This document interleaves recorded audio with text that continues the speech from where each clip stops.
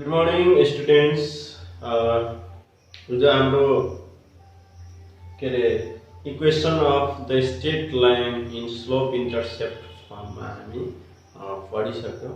त्यसको एक्सरसाइज पनि गर्यौं। आज हाम्रो हुन्छ equation of the straight line in double intercept form. अब डबल इन्टरसेप्ट फर्म भनेपछि कस्तो हुन्छ भने तपाईहरुलाई इन्टरसेप्ट भनेको थाहै होला। जस्तै हाम्रो यो प्लेन भयो ग्राफ, यो y डैश x डैश। अब यसमा कुनै स्ट्रेट लाइन छ, दुईटै x लाई काटेको छ। एउटा एक्सिस x भयो, यसलाई हाम्रो a मा काटेको छ। अर्को एक्सिस b के रे y एक्सिस लाई b मा काटेको छ, पोइन्ट b मा। अब यो काट्दाखेरि के छ भनेपछि यहाँ देखि लिएर यहाँसम्मको डिस्टेन्सलाई x एक्सिस के रे x इन्टरसेप्ट भन्छौं। x एक्सिस लाई जहाँ जुन पोइन्ट सम्म काटेको हुन्छ त्यो पोइन्ट सम्मको डिस्टेन्सलाई के भन्छ, x इन्टरसेप्ट। भनेपछि यहाँ देखि लिएर यहाँसम्मको डिस्टेन्स सपोज हामी a मान्दिने, भनेपछि यसको कोअर्डिनेट हुन जान्छ a, 0। तर इन्टरसेप्ट भएन a, 0 है, इन्टरसेक्टिङ पोइन्ट यानी यो पोइन्ट a, 0 मा काटेको छ, तर x इन्टरसेप्ट भनेको a मात्र हुन्छ। जुन डिस्टेन्स हुन्छ ओरिजिन देखि लिएर कट गरेको पोइन्ट इंटरसेक्टेड जुन हुन्छ, इंटरसेक्शन पोइन्ट x एक्सिस को इंटरसेक्शन पोइन्ट a, त्यहाँसम्मको डिस्टेन्स के छ a। त्यसैले a लाई हामी x इन्टरसेप्ट भन्छौं। यहाँ देखि लिएर यहाँसम्मको डिस्टेन्स जुन छ b, b लाई हामी y इन्टरसेप्ट भनेपछि त्यसको कोअर्डिनेट हुन जान्छ 0, b। ल भनेपछि कुनै स्ट्रेट लाइन को यदि हामीलाई x इन्टरसेप्ट र y इन्टरसेप्ट दिएको छ भने इक्वेसन हामी कसरी फाइन्ड गर्ने? त यहाँ हेरौं, late a b be any straight line,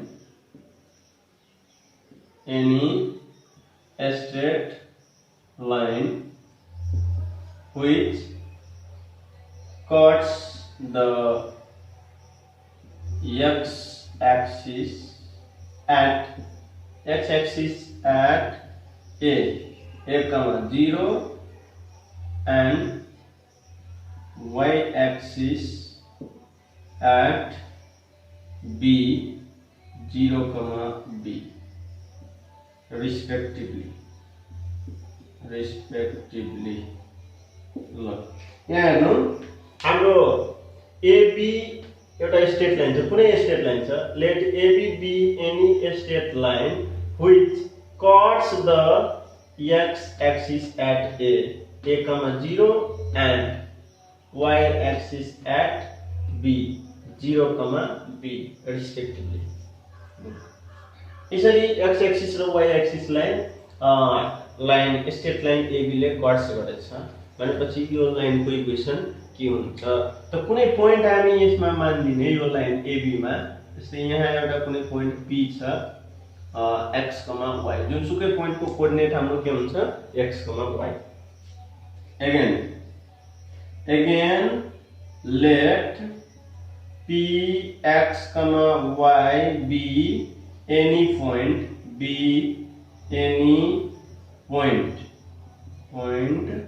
on the straight line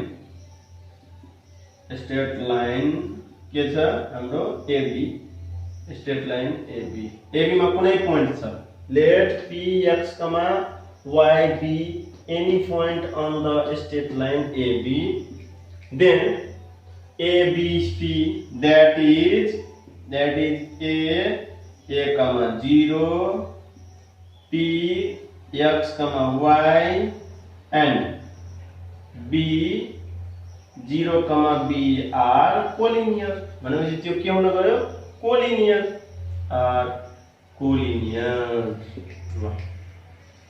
किनभने एउटै स्ट्रेट लाइनमा तीनवटा पोइन्ट छ, एउटा पोइन्ट A, अर्को पोइन्ट P, अर्को पोइन्ट B। त एउटै स्ट्रेट लाइनमा तीनवटा पोइन्ट पढ्यो भने तिनीहरूलाई हामी के भन्छौं, कोलिनियर पोइन्ट्स। अस्ति हामी भर्खर पढ्यौं कोलिनियर भनेको 3 or more than 3 points having अथवा lie on the same straight line, then they are called collinears. भनेपछि हाम्रो तीनटै पोइन्ट छ, that is a 0, b x, y and b 0, b are collinear. अब collinear भएपछि तिनीहरुको स्लोप के हुन्छ? Equal. Therefore slope of AP equal to slope of AB. अब हामी slope निकाल्दिने. Slope of AP equal to slope of AB और AP को स्लोप y2 minus y1 upon x2 minus x1. तो y2 हाम्रो कति भयो? y. तो y minus y1 0 upon x2 x minus a equal to AB को स्लोप. तो AB में हाम्रो y2 हाम्रो b भयो, b minus 0 upon 0 minus a. अब सोल्भ गर्दिने. सोल्भ गर्दाखेरि के हुन्छ यहाँ? y upon x minus a equal to अर्को हाम्रो के छ? b upon minus a. अब क्रस मल्टिप्लाई गर्दिने. a लिएर यसलाई minus ay equal to b लिएर bx minus ab.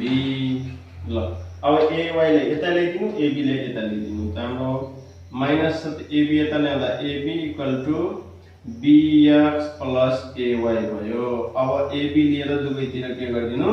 डिवाइड गर्दिनु. त ab upon ab equal to bx plus ay upon ab. ल यो 1 भयो. 1 equal to bx upon ab plus ay upon ab. अब हाम्रो यो b कट्छ, त्यस्तै यहाँ a कट्छ, रहन्छ हाम्रो के? x upon a plus y upon b equal to 1, which is the equation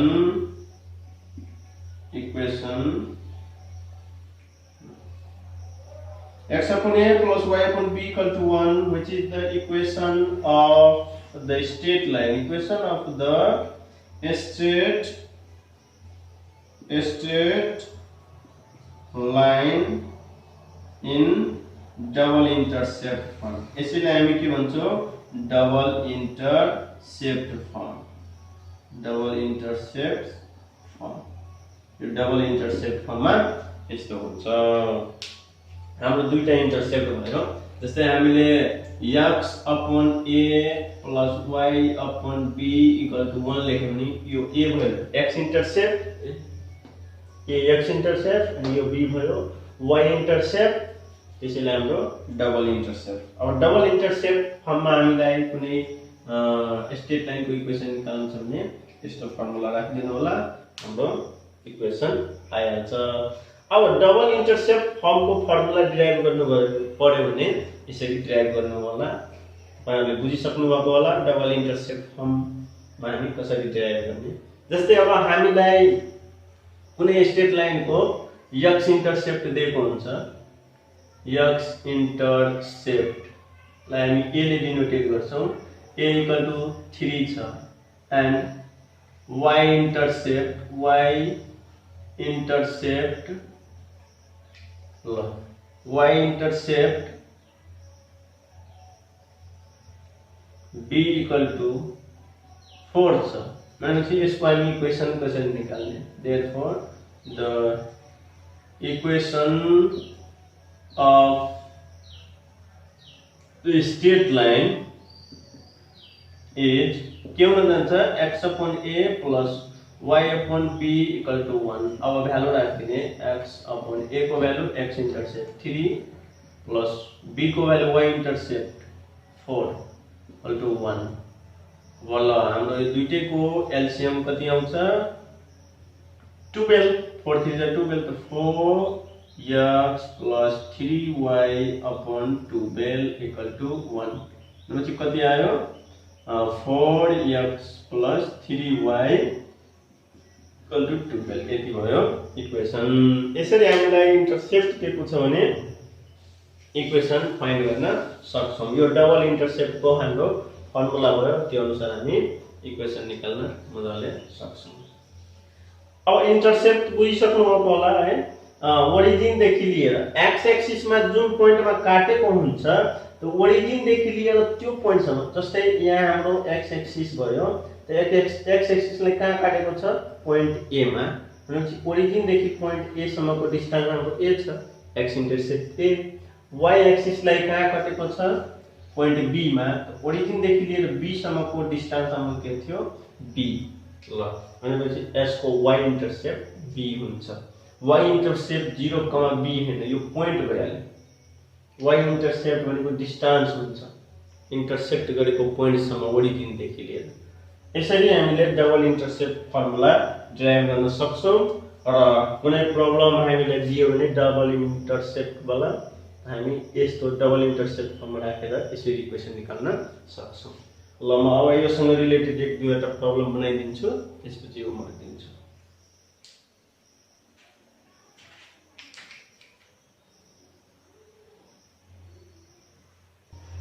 ल अब हामीसँग यहाँ दुईटा इक्वेसन छ, के इक्वेसन भन्छु क्वेशन छ। फर्स्ट क्वेशन हाम्रो के छ, find the equation of a line which cuts off intercept 4 and 3 from the x। यसको मिनिङ भयो दुईटा एक्सिस, एक्स भनेको plural form of axis.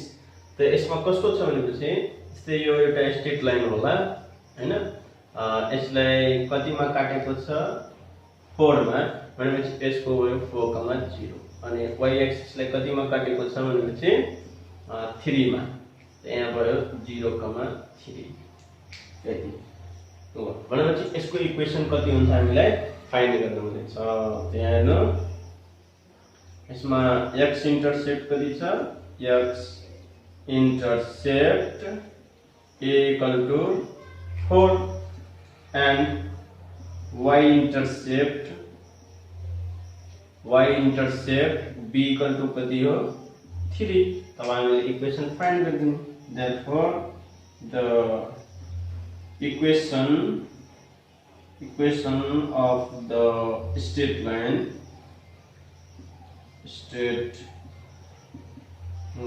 is x upon a plus y upon b equal to 1। Double intercept वाला formula राख्दिने, x upon a को value हाम्रो कति छ 4 plus y upon b को भ्यालु कति छ 3 equal to 1। कति भयो हाम्रो 3x plus 4y upon LCM त कति थियो 4 3 जा 1।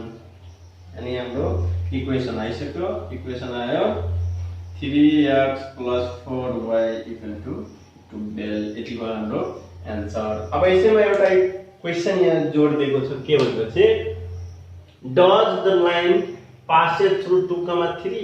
के हाम्रो यो लाइन 2,3 बाट पनि पासिङ छ।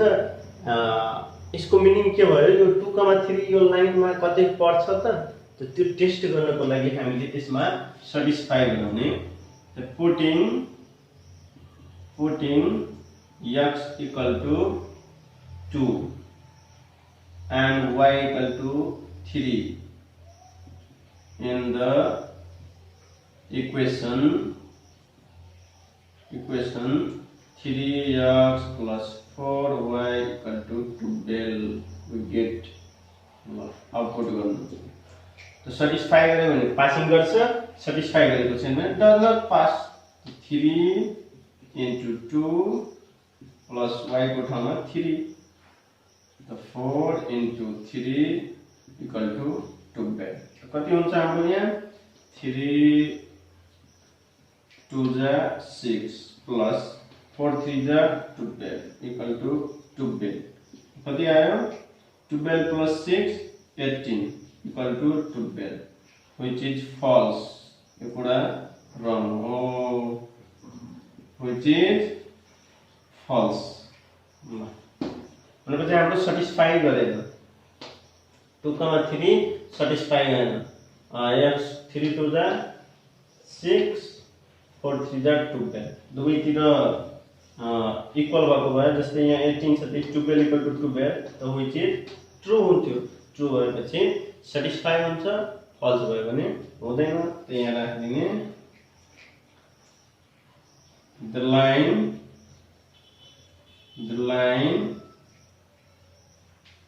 कति छ 3x plus 4y equal to 12 does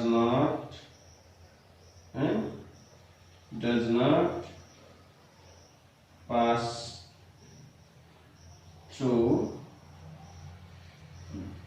the line 3x plus 4y equal to 12 does not pass through the point के छ हाम्रो 2,3 अब सटिस्फाई भएको भए यस हुन्थ्यो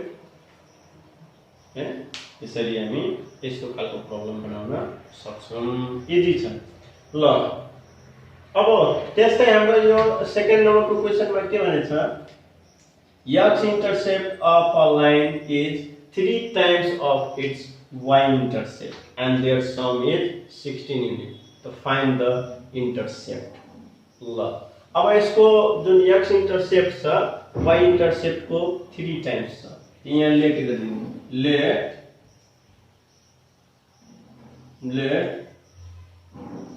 y intercept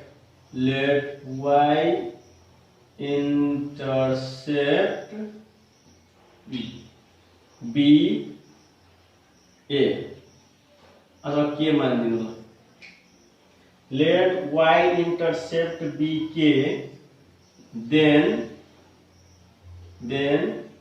the x intercept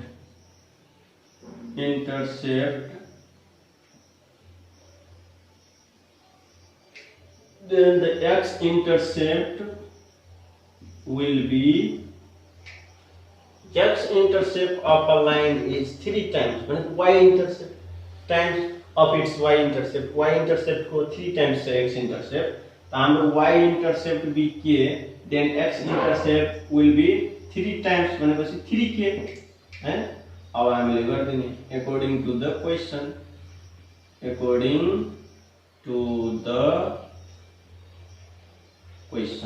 अब क्वेशन अनुसार हाम्रो के हुन्छ ल हाम्रो क्वेशन अब के थियो तिनीहरुको सम कति हुन्छ 16 ल सम भनेपछि k plus 3k equal to 16 कति आयो k plus k 4k k plus 3k 4k 16 अनि k equal to 16 divided 4 आयो therefore x intercept a equal to 3k 3 into 4 3 the 12 and y intercept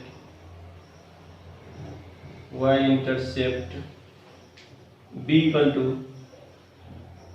k को value कति छ 4 ल y intercept भन्दा x intercept 3 times छ यसरी हामीले फाइन्ड गर्ने हो अब यसैलाई अब इक्वेसन फाइन्ड गर्न भनिदिन्छ भनेपछि डबल इंटरसेप्ट को फर्मुला राख्दिनु इक्वेसन निकाल्दिनु ल अब आजलाई हामी यति राख्ने अनि हाम्रो योसँग रिलेटेड जुन प्रब्लमहरु हुन्छ त्यो म तपाईहरुलाई होमवर्क दिन्छु बनाएर सेन्ड गर्नु यदि थियो हाम्रो double intercept form slope intercept form र डबल इंटरसेप्ट फर्म पनि इजी थियो अब योसँग रिलेटेड अलिकति डिफिकल्ट जुन प्रब्लम होला डिफिकल्ट क्वेशनहरु त्यो हामी भोलि गर्ने छौं आजलाई यति राख्ने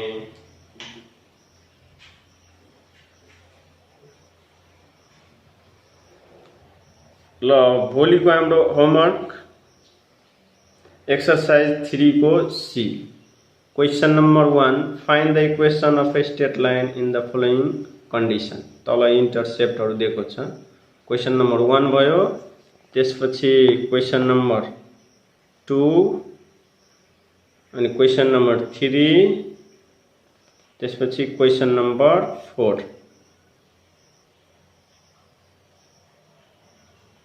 ल क्वेसन नंबर 1 2 3 4 5 सम्म हाम्रो होमवर्क भयो।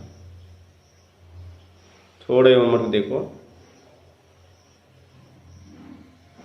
यति चाहिँ हाम्रो होमवर्क छ। अब भोलिदेखि हामी यसैको अलिकति डिफिकल्ट प्रब्लमहरू सल्भ गर्ने हो। आजलाई यति राख्ने। Thank you.